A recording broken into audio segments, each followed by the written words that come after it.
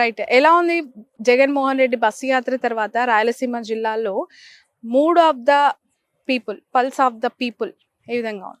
Actually bus యాత్ర కన్నా ముందు కొద్దిగా పర్సంటేజ్ అనేది తక్కువ ఉండే. ఆఫ్టర్ బస్ యాత్ర ఒక 3% ఇంక్రీజ్ అయింది. ఈ మొన్న ఈ చిన్న ఇన్సిడెంట్ వల్ల ఇంకొద్దిగా పెరిగింది మళ్ళీ. కానీ ఎక్కడ తగ్గట్లేదు, పెరుగుతుంది కానీ తగ్గట్లేదు ప్రజెంట్ ఉన్న షేర్ అయితే. లాస్ట్ నేను ఒక 15 days బ్యాక్ ఇక్కడ చేశాను పని ఆల్రెడీ. మళ్ళీ 4 days మళ్ళీ స్టార్ట్ అయ్యి ఇక్కడ కొవ్వూరులో చేస్తే కంపేర్ టు దట్ సర్వే ఇప్పుడు ఇక్కడ ఇంతకుముందు కొవ్వూరు డిఫికల్ట్గా ఉండే, ఇప్పుడు ఏమో ఎడ్జ్ వచ్చేసింది ఆల్రెడీ. సో 4 to 5% ఎడ్జ్ కూడా వచ్చేసింది ఆల్రెడీ ప్రెసెంట్ ఉన్న సినారియో. సో ఎంటైర్ స్టేట్ విషయంలో చూసుకుంటే ఓవరాల్గా అయితే వైసీపీ యొక్క ఓట్ షేర్ అనేది పెరుగుతుంది కానీ తగ్గట్లేదు అనమాట. ఎక్కడైనా సరే అలయన్స్ వాళ్ళ కష్టాలు వాళ్ళకున్న వీట, వాళ్ళు ప్రచారం మంచిగా చేస్తున్న వీట కంపేర్ టు దట్ ప్రచారం కొద్దిగా వైసీపీ అనేది కొద్దిగా ఇంకా ఎడ్జ్లో ఉంటుంది అనేది నా అభిప్రాయం మేడం. ఓవరాల్గా అయితే ప్రజెంట్ అలాగే ఉంది. బట్ నాగన్న గారు 2019లో అధికారంలోకి జగన్మోహన్ రెడ్డి గారు వచ్చారు. ఒకసారి అధికారంలోకి వచ్చిన వ్యక్తికి 5 ఏళ్ల తర్వాత వ్యతిరేకత అనేది లేదా? ఉంటే ఏ సెక్టార్ లో ఉంది? ఒకవేళ నిజంగానే వ్యతిరేకత ఉంటే అది అక్కడ మనకి రిజల్ట్స్ లో చూపించాలి కదా. గతంలో దాదాపు 50% ఓట్ల అంటే పోలింగ్ పర్సెంటేజ్ గెయిన్ చేసుకున్న వైఎస్ఆర్సీపీకి ఇంచుమించుగా ఇప్పుడు కూడా అదే పర్సెంటేజ్ ఎలా సాధ్యమవుతుంది సర్వే ఏజెన్సీలకు అనేది నా క్వశ్చన్. యాక్చువల్లీ మేడం 50% అనేది ఓకే, లాస్ట్ టైం వచ్చింది. కానీ ఈ 50% అనేది పర్టికులర్ రీజన్ వైజ్ మారిపోతుంది నీకు. అదే రాయలసీమ వెళ్ళాలనుకోండి, ఇది 54 to 55% ఉంది. ఇక్కడ ఇది కోస్టల్ ఏరియా ప్లస్ ఈ చుట్టుపక్కల రాయాలని చూసుకుంటే మాత్రం అక్కడ వాళ్ళది కొద్దిగా పర్సెంటేజ్ అనేది 59, 48, 49, 50 రేంజ్ లో ఉంది. కానీ రాయలసీమ మాత్రం ఇది 54 to 55% వస్తుంది అన్నమాట. సో అది చూసుకుంటే కాకపోతే ఇంకోటి ఏంటంటే మీరు అన్నట్టు ప్రాబ్లమ్స్ అంటే అంతే ఉంది కదా, ఓట్ షేర్ ఎందుకు పెరగట్లేదు అంటే ఫస్ట్ ఆఫ్ ఆల్ ఏంటంటే మీరు లాస్ట్ 5 years 5 years లో వాళ్ళు ఏమంటారు అంటే మాకు 2 సంవత్సరాలు కోవిడ్ వచ్చింది, మేము చేసిన పని ఎంతో కొద్దిగా చేసాం, ప్రజలకు డైరెక్ట్ అకౌంటబిలిటీ ఇచ్చాము అని ఒక మెసేజ్ తీసుకుంటూ డెవలప్మెంట్ కాలేదని అంటున్నారు. కానీ డెవలప్మెంట్ వాళ్ళు చేసి చెప్తున్నారు. కానీ నాకు కుటుంబానికి యాక్చువల్గా ఏంటంటే ఓట్ వేసే పబ్లిక్ ఏమనుకుంటారు మేడం, నా కుటుంబానికి ఏమొచ్చిందని చూసుకుంటారు. నా కుటుంబం డెవలప్ అయిందా, నా కుటుంబము డెవలప్ అయిందా అని పబ్లిక్ గురించి కొంతమంది పట్టించుకున్న రోజులు అట్లా ఉంటారు, కొంతమంది ఉంటారు చదువుకున్న వాళ్ళు కానీ. ఈ పేదవాళ్ళు ఏమిటి అంటే నా కుటుంబం అనేది ఇంప్రూవ్మెంట్ అయిందా, అదే గవర్నమెంట్ వచ్చినాక నా కుటుంబం డెవలప్మెంట్ అయిందా కాలేదు అనేది చూస్తున్నారు. సో చూస్తున్నారు కాబట్టి ఎస్సీసీ BCDE ప్రొఫైల్ అనే కేటగిరీస్ ఉన్నాయి కదా, ఈ ఏజ్ వాళ్ళు ఆ క్యాస్ట్ వాళ్ళు వన్ సైడ్ వచ్చేటట్లున్నారు మేడం. టోటల్ చూస్తే సర్వే అలాగే వస్తుంది రిపోర్ట్ మొత్తం అంత గ్రౌండ్ లో. ఓకే, ఇప్పుడు మీరు అంటున్నారు మళ్ళొకసారి వైసీపీ అధికారంలోకి వస్తుందని. మీరు ఇచ్చిన గత వారం రిపోర్ట్ తో కంపేర్ చేసి ఇప్పుడు ఇంకా వీళ్ళకే ఎడ్జ్ కనిపిస్తుంది ఓవరాల్ గా స్టేట్ వైడ్ గా అంటున్నారు. బట్ అక్కడ చూస్తే 3 ప్రధాన పార్టీలు అంటే 2 ప్రాంతీయ పార్టీలు, ఒకటి కేంద్రీయ పార్టీతో జతకట్టిన అలయన్స్ యొక్క ప్రభావం నిజంగా గ్రౌండ్ లెవెల్ ఏం లేదా? ఒకవేళ లేకపోతే కారణాలు ఏంటి? యాక్చువల్గా మేడం ఏంటిదంటే ఇది అలయన్స్ కాకముందు టీడీపీ ఓట్ షేర్ అనేది బిలో 30, అలయన్స్ కాకముందు. ఆఫ్టర్ అలాగే జనసేన యొక్క ఓట్ షేర్ అనేది 5% ఎంటైర్ స్టేట్ మొత్తం ఓవరాల్ గా. బీజేపీది ఓన్లీ 1%. అంటే ముగ్గురు కలుపుకున్న వీట వాళ్ళది 36% దాటట్లేదు. అప్పటికి ఇంకా అలయన్స్ అనేది కాలేదు.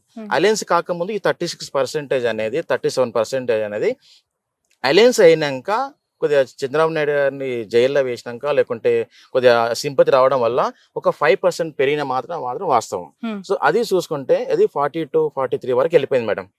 కానీ ఎప్పుడైతే ఈ బీజేపీతో అలయన్స్ పెట్టుకున్నారో వాళ్ళకు తక్కువ ఓట్ షేర్ ఉంది.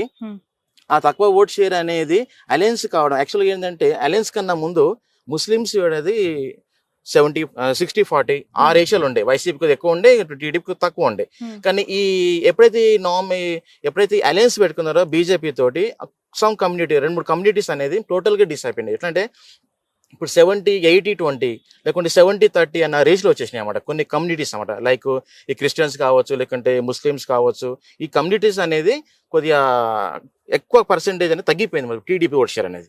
ఇంతకుముందు వాళ్ళు యాక్చువల్గా వాళ్ళు కూడా టీడీపీ ఓటు వేసే వాళ్ళు ఉంటారు, క్రిస్టియన్స్ కానీ. అలాగే ఇప్పుడు ఎందుకు ఆ వ్యత్యాసం వచ్చింది అనుకుంటున్నారు? అంటే అలయన్స్ లో జనసేన కమ్మ వర్సెస్ కాపు ఈక్వేషన్స్ అక్కడ వర్కౌట్ అవ్వట్లేదు అంటారా, లేదంటే బీజేపీని జత కట్టుకోవడం వీళ్ళకి ఇష్టం లేదంటారా? కమ్మ కాపు అనేది ఓట్ షేర్ ఉండే madam. Actual TDP alliance, BJP, TDP and Janasena రెండు కలుసుకుంటే కొద్దిగా వేరేగా ఉంటుండే. కాకపోతే ఏంటిదంటే వాళ్ళకు తెలుసు మనం కంపల్సరీ మనము ఈ ముగ్గురు కలిసిన కొన్ని సీట్లు వస్తాయి అనేది ఒక మెసేజ్ ఇద్దామని చెప్పేసి వచ్చారు. కానీ యాక్చువల్గా వీళ్ళ ముగ్గురు కలవకుంటే మాత్రం వాళ్ళకు టికెట్ సీట్స్ అనేది బిలో 20 వస్తుండే. ఈవెన్ సింగిల్ గా ఎవరు పోటీ చేసిన బిట టీడీపీకి బిలో 20 వస్తుండే. ఈవెన్ జనసేనకి అయితే ఒక సీట్ రాకుండే మేడం. ఎందుకంటే జగన్మోహన్ రెడ్డి యొక్క ఓట్ షేర్ అనేది ఎంటైర్ స్టేట్ లో 49 పైన ఉంది, తక్కలేదు ఇక్కడ. కొన్ని కాన్స్టిట్యున్సీలలో 54, 55 ఉంది, రాయలసీమ సైడ్ 60 వరకు వెళ్తుంది.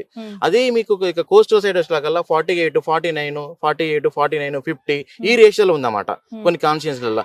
అదే నీకు ఎస్టీ కమ్యూనిటీ ఎక్కడైతే అసెంబ్లీ కాన్స్టిట్యున్సీ ఉందో అక్కడ 55 వరకు వెళ్తుంది జగన్మోహన్ రెడ్డిది. అలాగే ఎస్టీ కాన్స్టిట్యున్సీ ఉంది అనుకోండి, అక్కడ 52 వరకు వెళ్తుంది. సో ఇక్కడ కొన్ని కమ్యూనిటీ అంటే కొన్ని బేస్ అంటే క్యాస్ట్ వైజ్ చూసుకుంటే ఇప్పుడు ఎస్టీ కానీ ఎస్సీ కాన్స్టిట్యూన్సీలలో కొద్దిగా పర్సెంటేజ్ అనేది ఓట్ షేర్ చాలా పెరిగిపోయింది. అది రాయలసీమ అయితే ఇంకెక్కువ, ఈ కోస్టల్ సైడ్ అంటే కల్లా 49 అబర్నే ఉందామంటే ఎక్కడ వీటి తక్కువ లేదు మేడం. Mainly total right. చాలా ఇంపార్టెంట్ కాన్స్టిట్యున్సీస్ ఏపీలో చెప్పుకోవాలంటే కుప్పం, హిందూపూరు, మంగళగిరి, పిఠాపురం. యాక్చువల్గా నేను అసెంబ్లీ వైజ్ చెప్పొద్దు అనుకున్నా మేడం, కొన్ని మీరు అడిగారు కాబట్టి. ప్రజెంట్ అయితే నారాలోకి ఎస్ఆర్కి అయితే ఈజీగా ఉంది వెన్ను కావడానికి. ఇప్పటి వరకు అయితే ఈ రోజు వరకు ఇంకా 25 days 30 days టైం ఉన్న వీట అతను గెలవడానికి ఎక్కువ అవకాశాలు చాలా ఉన్నాయి. కుప్పంలో వీట సార్కే ఉంది, చంద్రబాబు నాయుడు గారికి. పిఠాపురం మాత్రం కొద్దిగా టఫ్ ఉంది మేడం. ఆ పిఠాపురం ఇప్పుడే మనం చెక్ చేయలేం మేడం, ఎందుకంటే అది మనము అక్కడ ఒక 5-6 times సర్వే చేస్తే గానీ ఆ మూడ్స్ తెలియదు మేడం. ఎందుకంటే రోజు రోజుకు మారిపోతుంటది. అంటే వీళ్ళు చేసే ప్రచారం బట్టి, వీళ్ళు ఇచ్చే కమ్యూనిటీ బట్టి, వీళ్ళు ఇచ్చే మేనిఫెస్టో బట్టి పబ్లిక్ అనేది ఇంకా స్టిల్ అక్కడ ఇంకా డిసైడ్ కాలేదు మేడం. పర్టికులర్ ఓట్ షేర్ అనేది ఇంకా ప్రజెంట్ అయితే పర్టికులర్ పిఠాపురం మాత్రం టఫ్ ఉంది మేడం. ఓకే. ఇప్పుడు ఏబీపీ సి ఓటర్ లాంటి అనేక సంస్థలు అక్కడ నేషనల్ లో ఇచ్చిన సర్వే సంస్థలు కూటమి అధికారంలోకి వస్తుంది అని ఇచ్చారు. బట్ మీరు ఎలాంటి అథెంటిక్ మెథడాలజీ యూజ్ చేశారు? మీరు ఎందుకు మళ్ళీ వైసీపీ వస్తుంది అని చెప్పారు? వాళ్ళకి మీకున్న వ్యత్యాసాలు ఏంటి మేడం? నాది టోటల్గా ఏంటిదంటే నేషనల్ ఛానల్స్ వాళ్ళు ఏంటిదంటే వాళ్ళు కొద్దిగా పర్టికులర్ కాన్స్టిట్యున్సీ మాత్రం సెలెక్ట్ చేసుకుంటారు మేడం. వాళ్ళు కొన్ని కాన్స్టిట్యున్సీ చేస్తారు, ఎంటైర్ స్టేట్ చేయరు మేడం. ఫస్ట్ ఆఫ్ ఆల్ వాళ్ళు, నేనేంటిదంటే ఎంటైర్ స్టేట్ చేస్తాను. నా శాంపుల్స్ అయితే చాలా పెద్దది, బయట చెప్పలేను, చాలా పెద్ద శాంపుల్ చేస్తాను. అలాగే ఈ నేషనల్ ఛానల్ వాళ్ళు ఏంటిదంటే కొన్ని సెలెక్ట్ చేసిన 15-20 అసెంబ్లీస్ తీసుకుంటారు. ఆ 20 అసెంబ్లీస్ ని మొత్తం డివైడెడ్ స్టేట్ మొత్తం చేస్తారు అనమాట. వాళ్ళ sample wise 200 per assembly, 150 per assembly, 300 per assembly అలాగే ఉంటుంది. నాది ఏంటిదంటే ఒక కాన్స్టిట్యున్సీలో నేను 10,000 శాంపుల్ చేస్తాను మేడం. నేను అట్లా చేస్తాను. ఒక కాన్స్టిట్యున్సీలో ఒక 1000, 2000, 5000 ఇట్లా డిఫరెంట్ కాన్స్టిట్యున్సీ ఒక అసెంబ్లీని 2-3 times చేయడం, ఇవన్నీ చేస్తూనే ఉంటుంటాం. ఒక స్టేట్ వైజ్ చేయాలంటే మనం ఒక మినిమం ఒక 2 rounds 3 rounds చేస్తే కానీ వెళ్ళాం. ఈవెన్ నేను 2019లో వీట ఆంధ్రప్రదేశ్ స్టేట్ ఎలక్షన్స్కి నేను పని చేశాను, ఎంటైర్ 2 rounds చేశాను. అప్పుడు నేను 125 seats ఇచ్చాను మేడం మన జగన్మోహన్ రెడ్డికి. ఇవన్నీ మీరు చూసుకోవచ్చు, ఇబ్బంది గూగుల్లో ఉంటుంది. కానీ ఎందుకు మరి బీఆర్ఎస్ గెలుస్తుంది అని మీరు ఇచ్చారు సర్వే, అది పూర్తిగా వ్యతిరేకత చూపించింది, అది ఓడిపోయింది కదా అక్కడ. దీని మీద పదే చాలా మంది కోట్ చేస్తూ ఉన్నారు. అగ్రి మేడం, నేను ఒప్పుకుంటాను మీ మాట. నేను యాక్చువల్గా ఏంటిదంటే మేడం, నేను 100% నేను ప్రీపోల్ ను రిలీజ్ చేయను మేడం. ఫస్ట్ ఆఫ్ ఆల్ నేను యాక్చువల్గా ఏంటంటే ఇప్పుడు ఇంకా 1 month ఉంది కాబట్టి మీతో మాట్లాడుతున్నాను. యాక్చువల్గా నేను అదే నేను 1 week 2 days ఉంటే అసలు మీతో మాట్లాడలేను. ఎందుకంటే నా రిపోర్ట్స్ 99 కాదు 100% సక్సెస్ చేయడానికి ఆస్కారం ఉంటుంది. ఎందుకంటే నా క్లయింట్ కంపల్సరీ నేను ఏదైనా చెప్తాను, ఓడిపోతావంటే ఓడిపోతావు, గెలుస్తావంటే గెలుస్తావు, అలాంటి పని నేను చేస్తాను. నా క్లయింట్ నన్ను మెచ్చుకోవాలని అసలు పని చేయను ఎప్పుడు. అతను నన్ను తిట్టిన పర్లేదు, నాకు పేమెంట్ ఇవ్వకున్నా పర్లేదు, కానీ నేను అలా పని చేయను. కాకపోతే ఏంటిదంటే నేను తెలంగాణ ఎలక్షన్స్ అన్నప్పుడు నేను నా రిపోర్ట్ యాక్చువల్గా నేను ఎగ్జిట్ పోల్ ఇస్తాను. కాకపోతే ఏంటంటే నేను ప్రీ పోల్ 2 days ఎలక్షన్స్ అన్నప్పుడు నేను కాన్స్టిట్యున్సీ వైజ్ ఎవరు గెలుస్తారో, ఎవరు టఫ్ ఉన్నారని ఎవ్రీథింగ్ నేను డీటెయిల్గా ఇచ్చాను మేడం. నా సర్వేను ఒక పెద్ద కంపెనీ, ఇండియా లెవెల్లో పనిచేసే పెద్ద కంపెనీ, ఆల్రెడీ తెలంగాణలో ఒక పార్టీకి పనిచేస్తున్న కంపెనీ కంపేర్ చేశారు. నా సర్వే వాళ్ళ సర్వే కంపేర్ చేసి ఎక్కడైతే టఫ్ ఉన్నదో అక్కడ వాళ్ళు ఫుల్ పేజ్ గా పనిచేసిండ్రు. ఎవరైతే గెలుస్తాం అనుకున్నారు బీఆర్ఎస్ వాళ్ళు అంతా సైలెన్స్ గా ఉన్నారు.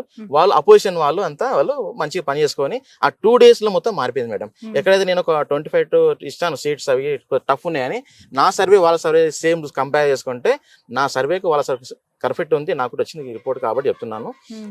వాళ్ళు బీఆర్ఎస్ వాళ్ళు ఏమో గెలుస్తామన్న కాన్ఫిడెన్స్ లో వీళ్ళకుండే ఓవర్ కాన్ఫిడెన్స్, వాళ్ళకేమో కంపల్సరీ గెలవము నాకన్నా చెప్తే కరెక్ట్ గా ఉంటారు అని చెప్పి కాన్ఫిడెన్స్ తోటి వాళ్ళు మంచిగా పని చేసుకున్నారు. ఈవెన్ ఎల్ఎస్సీ డే వరకు కూడా పని చేసుకున్నారు. దానివల్ల నా సర్వే కొద్దిగా అక్కడిక్కడ వేయడం కారణం పెట్టి అది మేడం 100%. ఈవెన్ అంత టఫ్ 2019 లో నేను అంత సీట్లు ఇచ్చాను వైసీపీకి, నేను యాక్చువల్ గా 45 ఇచ్చాను టీడీపీకి, జనసేనకి నేను ఇచ్చిన 0. 2019 మీరు రికార్డు చూసుకోవచ్చు, 0 ఒక్కటి వీడియోలే. నేను నన్ను చూసి చాలా మంది కంపెనీస్ ఏంటి 7-8 జనసేన వస్తాయి అన్న వాళ్ళు వీట నా రిపోర్ట్ వచ్చినాక లాస్ట్ మినిట్ లా 0-2, 0-3 వచ్చారు. నేను ఫస్ట్ డే నుంచే నేను 0 మీదనే ఉన్నా. ఆ పర్సన్ గెలిచిన పర్సన్ వీట 200 ఓట్లతో గెలిచిండు.